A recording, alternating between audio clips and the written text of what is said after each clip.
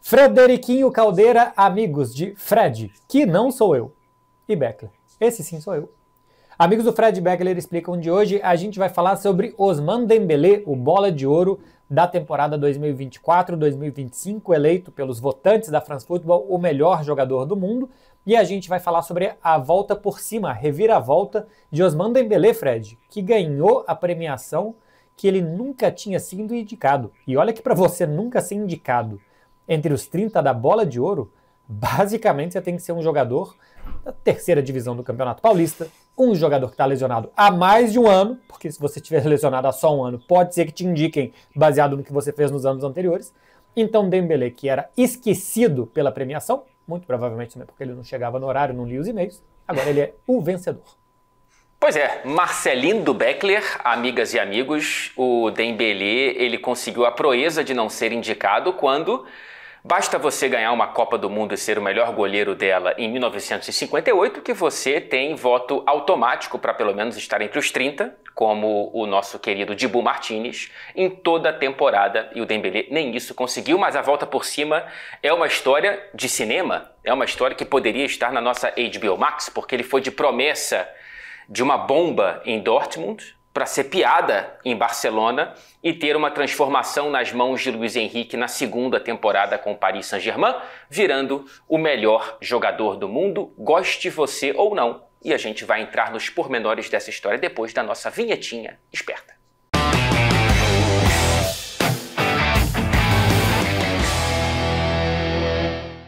Então, Marcelinho, vamos começar falando sobre a trajetória do Ousmane Dembélé, porque ele começa como revelação no Rennes, né? Ele vem da base do clube francês, ele tem apenas uma temporada como profissional, e dentro do futebol francês falava-se muito do Dembélé sendo uma das promessas da geração, mas ainda não na Europa, né?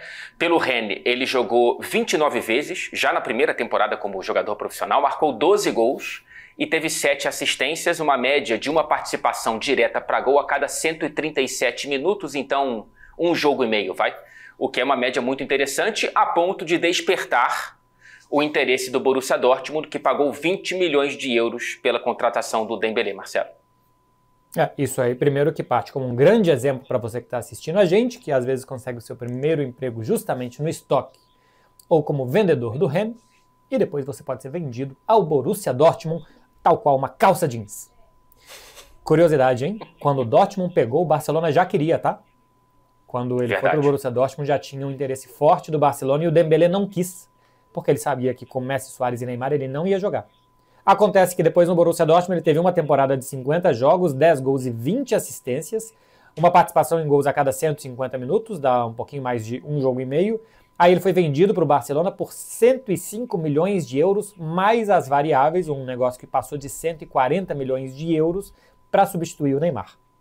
Pois é, e aí ele chega no Barcelona e depois de uma temporada em um clube diferente, ele fica 6 temporadas no Barcelona, joga 185 jogos, o que é muito pouco, né? Ele se machucou bastante pelo Barcelona, fora as quedas técnicas, foram 40 gols, 42 assistências, a pior média de participação para gols dele por clube, uma a cada 203 minutos, né? Então, até te escutar mais nesse ponto, Marcelo, porque você acompanhou os infernos, né, pelos quais passou o Dembélé com a camisa do Barcelona e a própria torcida do Barcelona decepcionada com algumas atitudes e o desempenho do Dembélé em grande parte desse cenário, né?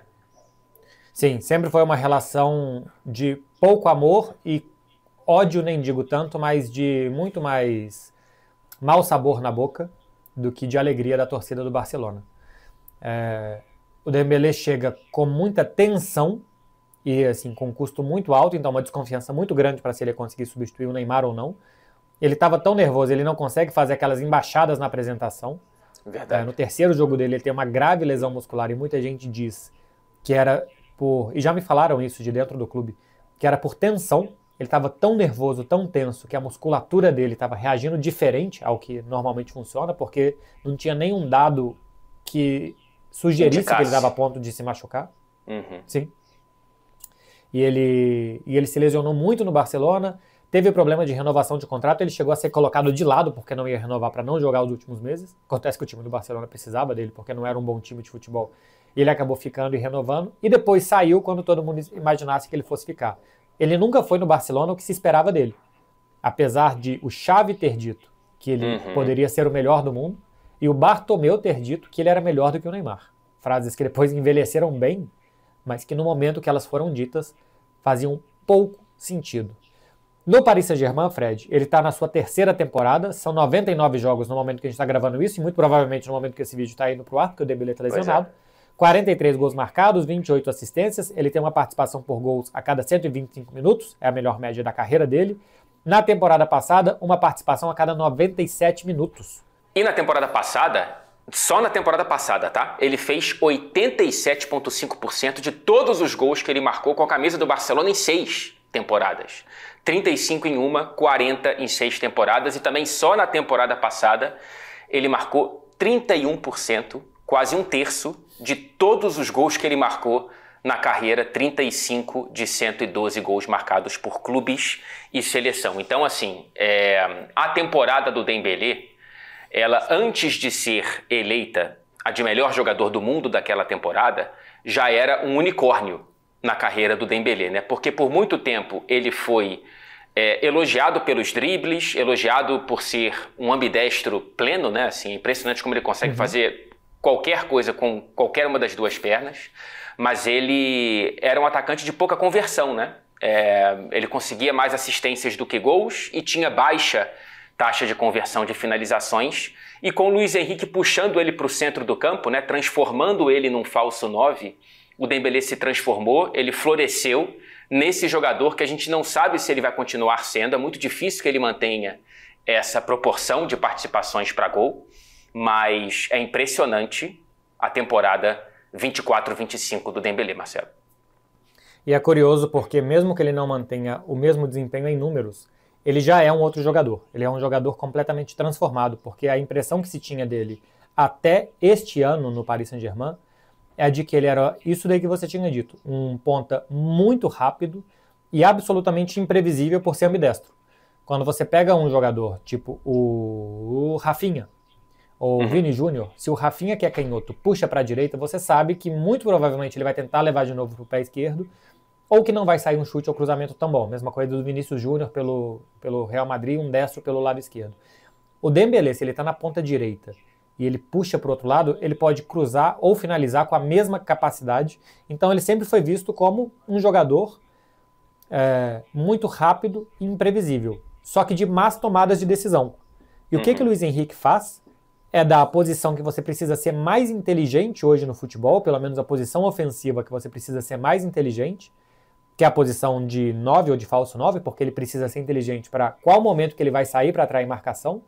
Depois que ele atrair, ele não pode perder a bola, porque normalmente ele está de costas e com o adversário se roubar, com o vento na cara para atacar, tem que conseguir dominar e girar muito bem em cima dali.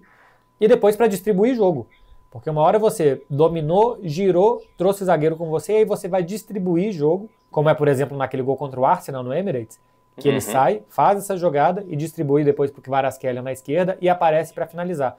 O que o Luiz Henrique fez foi pegar um jogador de más decisões, não era um jogador considerado obediente taticamente, inteligente taticamente, e o Luiz Henrique transforma ele num jogador de ótima leitura de jogo e de ótima execução. Transforma ele completamente no que ele nunca tinha sido e ainda tendo as coisas que ele tinha, de velocidade, de drible, de 1 contra 1, dessa imprevisibilidade do Dembélé. Então ele foi completamente transformado pelo Luiz Henrique. E aqui passa duas coisas. Ele quis ser transformado, ele aceitou fazer algo diferente, ele comprou a ideia de fazer algo diferente porque ele imaginou que poderia dar certo, e ele também mudou, Fred, os hábitos dele, né? De um jogador que só se machucava, que não conseguia estar em campo, que não conseguia saber nem o horário do treino, para um jogador profissional, que se alimenta muito melhor, que dorme muito melhor, que está muito mais disponível para os jogos e que consegue chegar nos momentos decisivos da temporada bem o suficiente para decidir como ele decidiu pelo PSG. Ele próprio reconheceu, né, essa mudança de comportamento fora de campo, esses cuidados que ele passou a ter. E 2 pontos antes de passar para o próximo tópico.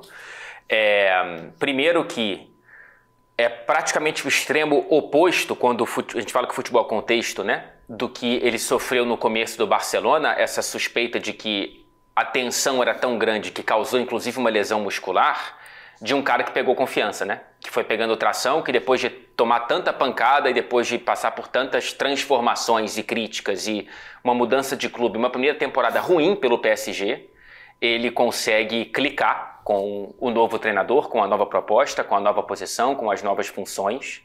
E o contexto no futebol é um clichê, mas é um clichê que eu acho que é importante a gente sempre colocar quando conveniente. Nesse caso muito bem.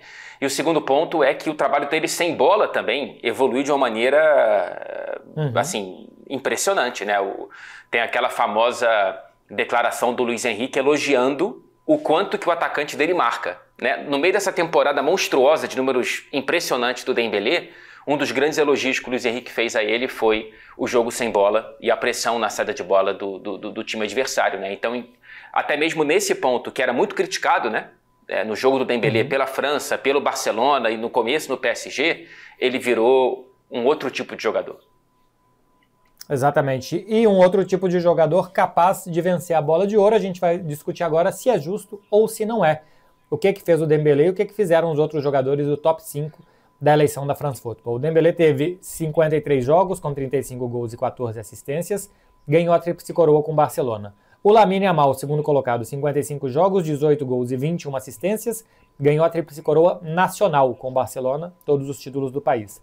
O Vitinha ganhou os mesmos títulos do Paris Saint-Germain e ainda ganhou a Nations League com Portugal. Mohamed Salah, 52 jogos, 34 gols e 23 assistências. Campeão da Premier League com o Liverpool, artilheiro e principal assistente, né, da última temporada do futebol inglês. E em quinto lugar, o Rafinha, com 57 jogos, 34 gols e 22 assistências. O Rafinha é o primeiro dessa conta aqui em participação em gols. Ele ganha a tríplice coroa. O Salah, na verdade, tem uma assistência mais do que ele. Ele ganha a tríplice coroa nacional com o Barcelona, principal artilheiro e assistente da Liga dos Campeões, Fred. Pois para não entrar muito na ordem desse top 5, que eu acho que não é o ponto do vídeo aqui, né? Primeira observação que eu acho maravilhosa, de que não haveria, tem um movimento que permite as duas primeiras posições, que é a saída do Dembélé para o PSG, né? Se o Dembélé não saísse para o PSG, ele não viraria o que ele virou e nem o Lamine teria o espaço que ele teve, né? Porque o Lamine começa a ter a liberdade e a continuidade no time profissional do Barcelona naquela posição depois da saída do Dembélé, não é isso? É isso. Eles chegam a jogar juntos por 10 minutos, eu acho. Caramba, isso é uma boa coisa para pesquisar. E eu posso fazer agora. Tá. E eu vou fazer, porque o Lamine Yamal estreia com 15 anos no Barcelona. Ao lado do Dembélé. E Betis. Eu acho que ele entra no lugar do Dembélé. Entendi. Então já era passado de bastão ali, né? Pode ser. Se isso tiver acontecido, é uma poesia muito legal, né? Eu tenho a sensação que ele entra no lugar do Dembélé. Aí depois acontece isso que a gente estava falando, né? Que o Dembélé sai e permite que o Lamine, com 16 anos recém-completados, que ele ganhe a oportunidade do time do Barcelona, o que não era o normal que acontecesse, né? O normal era que ele não jogasse com 16 anos, mas a saída do Dembélé permite isso. Eu acho que seria inevitável que em algum momento ele virasse o titular se o Dembélé continuasse da maneira com a que ele estava na maior parte da passagem dele no Barcelona, mas demoraria mais, né? E talvez o Lamine não estivesse nesse ponto que ele está, de 2 troféus Copa seguidos e campeão com a Espanha, campeão com o Barcelona, se ele tivesse demorado um pouquinho mais, ou até muito mais, né? A depender do que o Dembélé fizesse no Barcelona, se ele ficasse. Os dois jogaram juntos 7 minutos. Caramba! Porque o Dembélé também começou esse jogo contra o Betis no banco de reservas, o Dembélé entrou 10 minutos antes e o Lamine entra no lugar do Gavi, faz o único jogo dele temporada 22-23, e os dois primeiros colocados têm 7 minutos juntos. E eu vou dizer mais, tá? O Rafinha tá aqui em quinto, talvez seja também fruto disso, porque o Rafinha, quando o Lamine entra, vai jogar do outro lado, se encontra e faz a grande temporada da vida dele numa ponta que com o Dembélé ele não funcionava tão bem. Verdade. Você vê como é que uma mudança no tabuleiro provoca 3/5 do top 5 da bola de ouro nessa temporada. E aqui, o meu voto, se eu tivesse a honra do nosso amigo e companheiro Kleber Machado de votar na bola de ouro, o meu voto seria pro Lamine, tá? Eu entendo o voto no Dembélé, eu entenderia o voto no Rafinha, e eu não entendo porque o Rafinha tá na quinta posição, mas enfim, já disse que não é o foco do vídeo. Mas eu acho que, enquanto melhor jogador de se ver jogar, e aí eu tô indo mais pelo lado poético do que pelos números, tá? e mais pela influência no jogo, por melhor que tenha sido o Rafinha no vamos ver e no mata-mata da Liga dos Campeões e decisivo, eu acho que quem concentrava as preocupações dos adversários principalmente era o Lamine, mais do que o Rafinha e mais do que o próprio Dembélé. Dito isso, eu acho que é justo, tá? Não é porque o meu voto seria diferente que eu acho que outro voto seja injusto. E eu acho que o voto no Dembélé e esse prêmio de bola de ouro, ele é muito justo. Tem aqui 3 pontos que a France Football pede para analisar, que são pontos técnicos na hora de votar, que são as conquistas coletivas, os números que o jogador conseguiu conquistar e a influência no jogo. Em conquista coletiva, o Dembélé ganha por conta da Liga dos Campeões, porque eu acho que os títulos nacionais da França valem muito pouco para o Paris Saint-Germain. Outra coisa é que o Olympique de Marselha consiga vencer todos os títulos da França, você tem que começar a olhar o que o Aubameyang, o que o Greenwood, o que o Igor Paixão fizeram e por aí vai. E a influência de jogo, eu também acho que o Lamine pode estar à frente dos dois, ou pelo menos com que... Influência do jogo basicamente é quem jogou melhor, ou é o que você preferiu, e poderia ser o Lamine. Eu tenho dúvidas de se eu sempre votei igual. Se eu fosse o Kleber Machado, infelizmente eu não sou. A gente foi se debatendo em vários programas durante a temporada em quem você teria votado. Eu acho que eu escolhi mais Rafinha do que Lamine, mas eu tô falando que eu acho porque eu não lembro, porque eu sempre tive muitas dúvidas de quem que eu colocaria aqui em primeiro, segundo ou terceiro. O certo é que o Dembélé seria o meu terceiro. Acho que ele jogou muito bem, não é injusto, ele é o melhor jogador mais influente do time, campeão do torneio mais difícil e campeão com muito mérito, fazendo uma final excepcional. A maior goleada da história de uma final da Champions. Maior goleada de uma final, um dos melhores jogos que um time já fez em uma fase decisiva de Liga dos Campeões, e ele era o grande expoente ofensivo desse time. Eu acho que ele teve menos influência disso de jogo do que o Lamine, menos números do que o Rafinha, então não fosse só o fator conquista da Liga dos Campeões, para mim ele seria o terceiro, mas eu acho absolutamente justo. Pode ter gente que concorde mais ou menos, aparentemente a maioria concorda, porque certamente a maioria votou no Dembélé, mas dizer que é injusto eu acho errado. A do Rodri a gente pode falar. O Rodri não fez nada para merecer, em 23 e 24, ser o melhor jogador do Manchester City, quanto mais o melhor jogador do mundo. O Dembélé fez. Pode discordar, mas o Dembélé fez. E pela segunda temporada consecutiva, a gente escuta que é o pior bola de ouro da história, né? Primeiro foi o Rodri e agora é o Dembélé, e no ano que vem, provavelmente, se não for talvez o Lamine ou o Mbappé ou alguém que esteja nas graças já da opinião pública, poderemos ter mais um pior bola de ouro da história, de acordo com, sei lá, a média do que a gente vê por aí no mundo digital. Você acha que, assim, acho que nem vale debater se é ou não é, porque não é, né? Mas você acha que isso tem um pouco do efeito das pessoas terem sido acostumadas e muitas terem crescido no ambiente de Cristiano ou Messi? E qualquer coisa que não seja comparável a isso agora parece um tremendo absurdo? Acho que sim. A gente acostumou a ver jogadores participando por mais de uma década de 60, 70, 80, 100 gols por temporada. E hoje em dia, por exemplo, se o Haaland ganha em 2023, se não tem o efeito Copa do Mundo para o Messi, ganhando todos os títulos e fazendo 60 gols, como ele fez quase 60 gols, ninguém iria questionar. Porque ele fez uma temporada ali de números, acho que de futebol é outra coisa, mas de números de Messi e de Cristiano Ronaldo. Quando ganha o Benzema em 2022, tendo ganhado Liga dos Campeões com o Real Madrid, tendo ganhado o Campeonato Espanhol com o Real Madrid e tendo participado de quase 60 gols, todo mundo acha ok.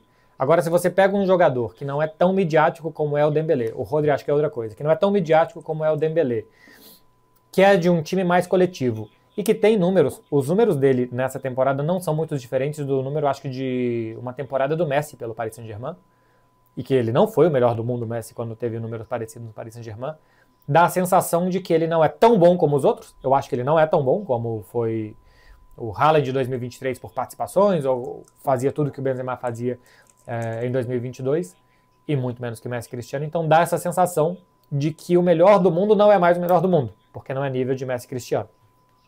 Pois é. E eu acho que esse reducionismo de comparação não com o que aconteceu na temporada, mas com um ideal praticamente impossível de ser alcançado, ele tira um pouco do que eu vejo como graça dessa era pós-Messi e Cristiano, até a gente ter um próximo monopólio ou bipólio, ou enfim, uma bipolaridade e tudo mais, de você ter de fato uma visão um pouco mais aberta e mais candidatos e um voto mais subjetivo do que ficar contando gol e assistência e talvez títulos, ainda que a gente veja que a Liga dos Campeões ela é muito central para esse debate e talvez o peso seja um pouco exagerado, né? Você precisa ganhar a Liga dos Campeões para ser o melhor do mundo? Não, porque nem sempre, como diria o Rodrigo Amarante. Então, eu acho que isso é um problema que talvez seja diluído com os próximos anos e nem sempre foi assim, né? Nem sempre a Liga dos Campeões teve esse peso todo e agora eu acho que a gente está perdendo um pouco da graça do debate em ficar comparando com o que era com Cristiano e Messi. Nos 2 últimos anos o campeão da Champions não tinha levado o prêmio de bola de ouro, né? Em 2023 ganha o Manchester City e o Messi leva, aí pelo fator Copa do Mundo, que eu acho que é o que vai acontecer, que pode acontecer esse ano. E em 2024 é uma coisa muito... tem a Eurocopa, que talvez seja a única coisa capaz de se explicar por que o Rodri leva, apesar da Euro dele ter sido plana, né? Não joga, por exemplo, a final. Ele não foi o melhor da Espanha e não foi o melhor do City. E quem ganhou a Liga dos Campeões fazendo gol na final, o Vinícius, não conseguiu ganhar dele. Então, nos 2 últimos anos não tinha sido assim por outros fatores. A questão é que a Champions está tendo um peso muito grande. Para que o Vitinha seja terceiro, por exemplo, por que o Vitinha está na frente do Rafinha? É porque ele ganhou a Liga dos Campeões, não sei o tanto de peso que teve a Nations League, porque o Dembélé perdeu a Nations League na semifinal para a Espanha. E ainda assim foi o primeiro colocado. Não perdeu os votos para o Lamine, por exemplo, que fez gol naquele França e Espanha, e que por alguma coisa ele poderia ter passado o Dembélé. Mas tem um peso exagerado, eu acho, a Champions. É muito grande, tem que ser um fator de desempate. Por exemplo, se o Dembélé ganha de Lamine e Rafinha, é um fator de desempate justo. Mas não pode ser um fator de desempate para Rafinha e para Vitinha, por exemplo. Não pode ter esse peso todo, a não ser que o Barcelona tivesse caído na primeira fase, que tivesse sido o Liverpool do Salah. Mas eu acho que tem um peso exagerado a Champions. Pois é. E quando a gente olha para a história pré-Cristiano e Messi, a história imediata ali anterior, cara, tem vencedores da Bola de Ouro. Em 96, a Bola de Ouro foi premiada para Matthias Sammer, meio-campo do Borussia Dortmund, com 1 ponto da votação ali à frente do Ronaldo, e o terceiro colocado foi o Alan Shearer, né? Em 2001, o Michael Owen ganha sem o Liverpool ter sido campeão de nada relevante. Por exemplo, o Raul foi campeão da Champions, a primeira do Real Madrid, depois de décadas sem vencer a premiação e sendo artilheiro da competição. Na terceira colocação foi o Oliver Kahn. Em 2003, o Nedved ganhou a Bola de Ouro na frente do Henry, que teve uma temporada espetacular com números de Cristiano e Messi, antes de Cristiano e Messi. E não foi o vencedor, na terceira colocação foi o Maldini. E o Cannavaro, né, com esse efeito Copa do Mundo na frente do Buffon e do Henry em 2006. Então, assim, o pior Bola de Ouro da história, vamos olhar para a história antes de classificar, né, o que é a história. Contextualizando mais ou menos aqui, o Sammer vence com o Borussia Dortmund em 96, um ano que o Dortmund chega até a final da Liga dos Campeões, se eu não me engano é campeão alemão e perde a Champions para a Juventus, né, no ano seguinte dá o troco. É um Ronaldo ainda pré-Barcelona, né? Ele chega no Barça em 96, faz a temporada 95, 96 ainda pelo PSV. Chega no Barcelona em 96 e a Bola de Ouro, se eu não estou enganado, ela ia até o final do ano e não até o final da temporada. Então tem um pouco de efeito já da primeira parte da temporada, que é absurda, do Ronaldo no Barcelona aqui. E o Shearer tinha sido grande goleador da Premier League, tinha vencido o título com o Blackburn, se eu não estou enganado, né? Isso. Ou com o Newcastle? Não, com o Blackburn. O Michael Owen faz uma tríplice coroa fajuta, porque ele ganha a Copa da Liga, a Supercopa da Inglaterra e a Liga Europa, né? A Copa da UEFA naquela ocasião. Em 2023, o Nedved é campeão italiano com a Juventus, chega à final da Champions e perde para o Milan naquela oportunidade. Eu falei outro dia aqui na TV, Fred, vou falar de novo. Para mim, o Alex jogou mais que o Nedved em 2003. Aí, é um excelente ponto. Excelente ponto. E em 2006, Cannavaro e Buffon acho que puxam a Copa do Mundo da Itália para serem os 2 primeiros colocados e o Henry ficar em terceiro. O Henry ganha a Bola de Ouro em qual ano? Ele não ganha. Ele não ganha, o Henry não tem Bola de Ouro. Né? Ele é um dos melhores porque ele perde o Shevchenko em 2004, Isso. depois da temporada dos Invictus. Exato, ele é um dos que não ganha. Exato. Então, assim, o ponto aqui Você pode falar, cara, o Michael Owen jogou pra caramba e talvez seja justo, talvez seja mesmo, talvez o Nedved, talvez o próprio Matias Sammer, o que eu tenho dificuldade de tentar entender. Mas, cara, antes dessa bipolaridade, era aberto. Era muito aberto entre muitos candidatos. Então, eu acho que a gente pode curtir um pouco essa onda de, muito diferentemente do ano passado, que eu volto, né, batendo na tecla de que realmente foi injusto com o Vinícius, mas eu acho que aconteceu esse ano absolutamente normal, né? Se caísse para Rafinha, se caísse para Lamine, se caísse para Dembélé, eu acho que estava justo. Nem só sempre quando não é o seu voto quer dizer que a votação tenha sido injusta. Você falou aí de curtir onda, Fred Caldeira. Isso. Tem curtido ondas?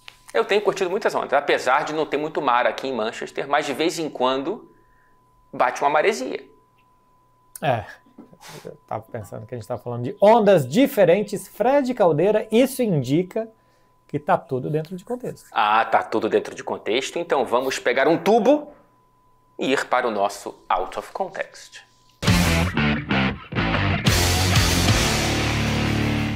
O que você tem pra gente de Out of Context de Ousmane Dembélé, que Fred Caldeira é um poço de Out of Context, hein? Ele é impressionante, né, cara? Eu trouxe uma história um pouco mais emotiva, porque eu fiquei muito tocado por parte do discurso dele ter sido para um amigo de infância, né? E ele chora no momento do discurso, citando o Mustafa Diatta, um amigo do Dembélé desde que eles tinham 4 anos de idade. Olha que fofinho. E é um cara que tentou ser jogador, inclusive acho que jogou na base de um clube francês com o Pamecano, como zagueiro, mas não virou jogador e virou um cara meio parte do staff ali do Dembélé, enquanto com uma carreira própria fora do futebol. E o Dembélé disse no discurso que esse amigo sempre disse para ele que ele se tornaria algum dia o melhor do mundo, e naquele dia ele estava sendo coroado com a bola de ouro e o amigo presente no evento estava ali chorando, o Dembélé chorando e tudo mais. Ou seja, se alguém te disser que você pode ser o melhor do mundo um dia, ainda assim eu acho melhor não acreditar, Marcelo, porque é muito improvável que você realmente seja. É incrível. E eu também fiquei tocado com essa declaração do Dembélé para o Diatta, uma pessoa tão importante na vida dele. Eu disse que o Dembélé é um poço de out of context, porque a gente tem aquela entrevista dele no Rennes, talvez a primeira grande aparição do Dembélé, que é o repórter perguntando, você é destro ou canhoto? Destro. E você chuta pênalti com qual perna? Com a esquerda. Por quê? Porque eu chuto melhor de esquerda. Mostrando, além de ser ambidestro, é absolutamente confuso o Dembélé. Mas deve ser difícil ser ambidestro mesmo. Né? Imagina assim, cara, muito difícil. Você ser bom com as duas, né? Às vezes não sou nem bom com uma, Marcelo. Não, eu sou um ambidestro ao contrário, né? Eu sou canhoto das duas pernas. Exato. O pé ruim são os dois. Tem uma outra também que é a multa que ele recebeu depois que ele saiu de Dortmund, porque disse que ele deixou comida no prato. Aparentemente ele foi surpreendido com a ida dele para o Barcelona. Ele estava jantando, largou comida no prato em cima da mesa e saiu do apartamento dele em Dortmund. Em Barcelona...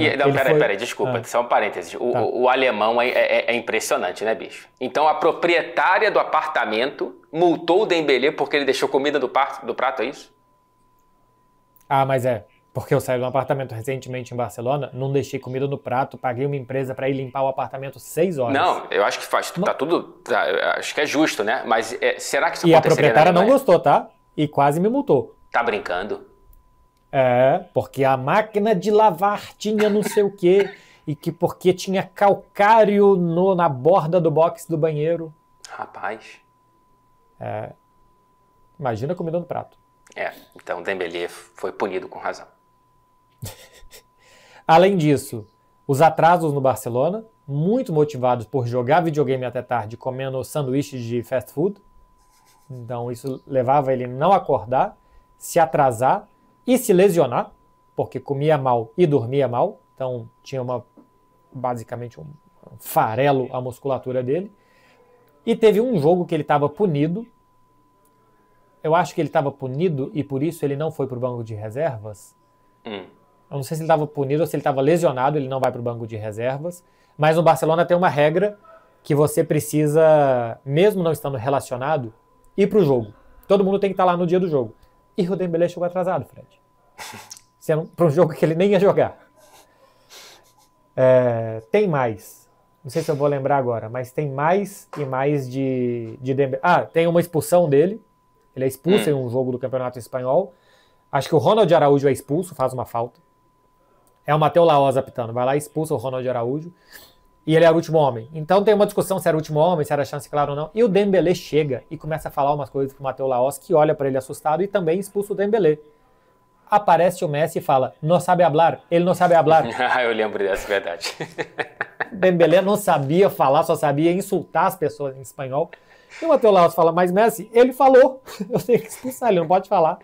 Isso que ele falou. É um poço de out of context do Dembélé, então foi difícil de achar algo novo, Fred. E eu achei, na verdade o Mundo Deportivo achou, eu basicamente só entrei no site do Mundo Deportivo e fui impactado com isso, uma matéria mostrando que o Dembélé é muito fã de Ayoze Pérez. Isso é bom jogador demais. Que fez carreira no Newcastle, no Leicester, passou 5 temporadas no Newcastle, mais 4 temporadas no Leicester e está 4 temporadas agora no futebol espanhol, passou por Betis e pelo Villarreal. E o que a gente tem de tweets do Dembélé comemorando gols do Ayoze Pérez, Fred, basicamente dá para contar a carreira do Ayoze Pérez só por tweets do Dembélé. Cara, Ayoze Pérez, entre tantos jogadores por cá ele idolatrava o razoável Ayoze Pérez, é isso mesmo. É isso, 116 gols na carreira do Ayoze Pérez. A temporada passada foi a primeira que ele fez mais do que 15 gols em uma temporada. Antes disso tinha sido a primeira dele pelo Tenerife. Ele teve temporadas de fazer, por exemplo, pelo Leicester, 3 gols em 25 jogos, 3 gols em 36 jogos, 6 gols em 37 jogos pelo Newcastle. Esse era o ídolo de Ousmane Dembélé, Fred Caldeira. Isso me lembra... Sabe qual foi o grande ídolo do Haaland, moleque, crescendo, assistindo futebol? Marcelo Ramos.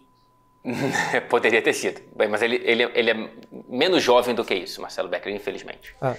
É o Michu, o atacante Michu, o espanhol, de 39 anos, acho que já aposentado, que jogou no Celta de Vigo, jogou pela seleção espanhola um jogo, se eu não me engano, Raio Vallecano, e aí ele passou 2 temporadas fazendo gol no Swansea, clube galês que disputava a Premier League, se eu não me engano, naquela época, e ele marcou 28 gols em 67 jogos, o que tatuou a memória de Erling Haaland, que já disse inúmeras vezes, quando você pergunta, né, caramba, quem que você adorava ver jogar e tal, esperando que ele fale ali alguma coisa um pouco diferente, ele vai lá e fala do Michu.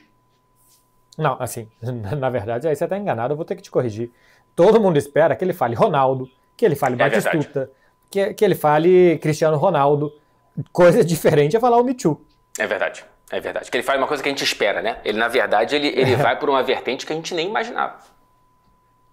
Não, e outra coisa é que é muito fácil você querer fazer uma matéria especial com o Haaland e conseguir um vídeo do ídolo dele, né? Porque o Michu deve ter tempo, disponibilidade para atender quem quer fazer uma matéria com o Haaland e ele mandar um abraço pro seu pupilo. Muito provavelmente, o Haaland é o único fã do Michu no mundo, Marcelo Beck. Agora, se fosse YouTube, aí a gente já teria mais fãs. Ou então, o Haaland é fã, aí depois você consegue mais um fã, aí o Haaland fala, eu sou fã, aí o outro fala, me too. Excelente, eu acho. Resumo. Fred Caldeira, como esse resumo nunca é um resumo, eu queria destapar aqui algo que está mais ou menos guardado, e eu acho que para não cheirar mal, durante essa semana de bola de ouro do Dembélé. Não, peraí, que você falou de destampar, eu pensei em cerveja. Aí você falou que cheira mal, eu tô com medo. Eu quero abrir essa caixa de Pandora e trazer uma mini discussão aqui com você para a gente encerrar o programa de hoje. Coisa que eu não vi tanto. Carreiras de Dembélé e de Neymar. Porque são carreiras que vão se cruzando indiretamente. O Dembélé é o substituto do Neymar no Barcelona e não é, mas quase é o substituto do Neymar no Paris Saint-Germain, né? Que ele chega no Paris Saint-Germain, sai o Neymar. E o Dembélé é um cara que a gente passou aqui meia hora de programa falando que o que ele fez para ser o melhor do mundo. O Luiz Henrique transformou a carreira dele. O Luiz Henrique é quem fala para o Neymar que ele deve sair do PSG. Ele conseguiu aprender uma outra função tática, ele mudou os seus hábitos, como a gente trouxe aqui no Out of Context, muito ruins que ele teve para ter mais tempo de participação em jogo, para dormir melhor, comer melhor e para conseguir ser um atleta melhor. E no final das contas ele consegue ser o melhor do mundo, ganha a Liga dos Campeões como protagonista. O Neymar não era o protagonista de 2015, ele dividia ser coadjuvante com o Luis Suárez, o protagonista daquele time era o Lionel Messi. E o Dembélé ganha a Copa do Mundo, coisa que o Neymar também não tem. Ele tem uma carreira completinha. Não existe discussão quem é melhor, tá? Pelo amor de Deus. O Neymar é melhor do que o Dembélé. Mas a carreira do Dembélé, Fred, eu acho que tem todos os checks que o Neymar poderia ter. E olha que absurdo. Se ele tivesse sido profissional, talvez, como o Dembélé, que não é um exemplo para isso, ou se ele tivesse tido mais sorte, né? Que o Dembélé também tem um fator sorte, que quando chega na final da Champions o time está mais encaixado do que o Neymar conseguiu ter na França. O Dembélé está vivendo o que o Neymar saiu do Barcelona para viver, né? E não conseguiu. O Dembélé consegue no PSG fazer o que o Neymar não conseguiu fazer no PSG depois de ambos saírem do Barcelona. A diferença é que o Dembélé sai em baixa do Barcelona e o Neymar sai em alta porque mais ele quer, né? O Dembélé foi meio que empurrado para fora e desejado pelo PSG. O Dembélé entra num seleto grupo de jogadores que tem Champions, Copa do Mundo e Bola de Ouro. São poucos. Eu acho que o último brasileiro foi o Kaká, né, que tem os 3, o Ronaldinho tem os 3. O Ronaldo Fenômeno não tem Liga dos Campeões, é bom a gente lembrar. Então, assim, o Dembélé consegue esses cheques aí que são raros, para além de Neymar, né, para a história do futebol. Mas eu acho que aí entra uma questão. O primeiro ponto você já traçou, e eu sublinho, que é a carreira do Neymar encurtou demais por conta do Neymar. Né? Ele poderia estar até agora... o Neymar não está brigando... Ele só brigou com o Messi e com o Cristiano. Ele poderia estar até agora brigando no pós-Messi e Cristiano se ele tivesse ainda na ponta dos cascos. Se o Neymar estivesse vivendo o auge que ele viveu no Barcelona hoje, ele possivelmente seria melhor do mundo. É difícil imaginar o auge do Neymar porque ele tinha como companheiro o Messi. Como é que seria o Neymar sem o Messi? Não sei como é que seria. Então, são muitos E6 aí. Porém, o fato é que o Dembélé consegue o que o Neymar não conseguiu e, a depender da última chance que ele tiver, se ele tiver essa última chance em 2026, na Copa do Mundo, ele não vai conseguir. O Dembélé, apesar desses cheques, eu acho que ele não vai conseguir ser maior, tá? Do que o Neymar pro futebol. Independentemente do que ele conquistar. Melhor a gente já definiu que não. E tampouco maior, porque nem sempre são os troféus que determinam o tamanho do jogador. Não, quando a gente já está entrevistando os jogadores que já estão vindo por aí, muitos têm o Neymar como referência. Eu não acredito que vão ter muitos jogadores, né, que vão ter o Dembélé como referência de que quando eu era criança eu via o Dembélé jogar, então eu quero jogar igual ele e tal. Pode ter alguém que gosta do Mitchell, como é o Haaland, então vai aparecer alguém que se inspire no Dembélé, mas é claro que o Neymar vai gerar, e já gera, como você disse, no Lamine, inclusive, essa admiração. Eu acho curioso aqui esse pote que eu destampei de como a vida é, né? Como o Dembélé, que o grande símbolo dele no Barcelona eram as lesões, e desde que houve essa bifurcação que Dembélé e Neymar começaram a participar das mesmas discussões, porque um sai do Barcelona e outro chega no Barcelona, o Dembélé jogou mais vezes do que o Neymar, esteve mais disponível fisicamente do que o Neymar, e no final das contas, pelos caminhos que a vida leva, ele conseguiu jogar não só mais, mas também melhor do que o Neymar, a ponto de ser o melhor jogador do mundo. E jogando na mesma liga que é violenta, com a galera que entra para machucar, e jogando mais centralmente no campo também, nessa última temporada, vindo buscar como falso 9 e tudo mais.